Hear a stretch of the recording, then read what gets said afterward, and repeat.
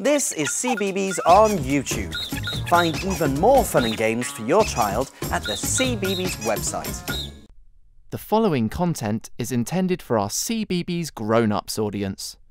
Hi, it's Justin. Here on the CBeebies Grown-Up site, we want you to meet and talk about how you get the most out of CBeebies for you and your family.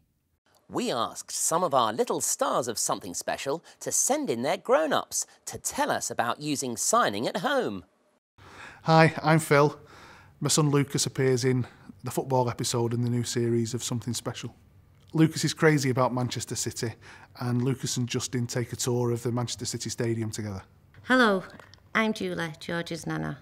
You will be seeing Georgia appear in the new series of Something Special, signing, helping other children to sign. Lucas has got Down syndrome, and as is common with the syndrome, he has delayed speech. Fortunately, Lucas was in a development centre with other kids who had disabilities, and that was actually a signing environment.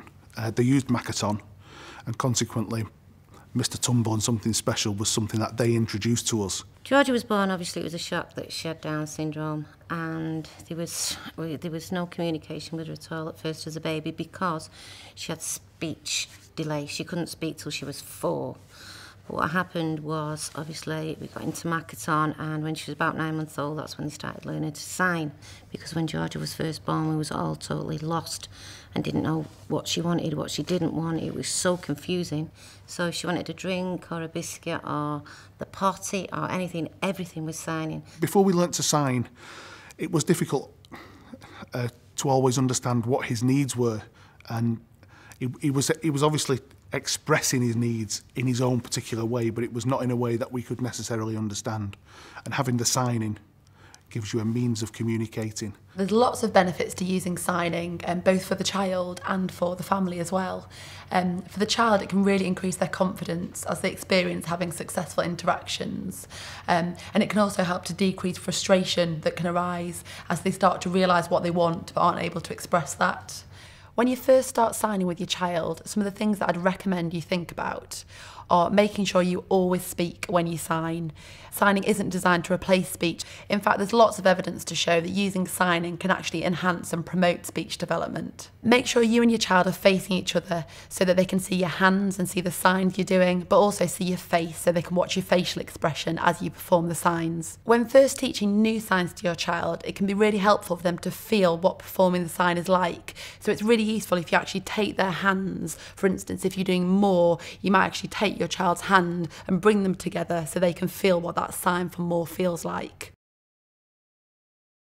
One of the really important things is to make sure you give your child lots of opportunities to practice repeating the sign or seeing the sign shown. So it's important to think about signs which can be happening throughout the day in your daily routine. Signs for food and drink items are always really motivating, and you're going to be able to practice them lots of times. Also, signs like more can be used in lots of different daily routines, so they're really good ones to start with. The language system used by Something Special is called Makaton.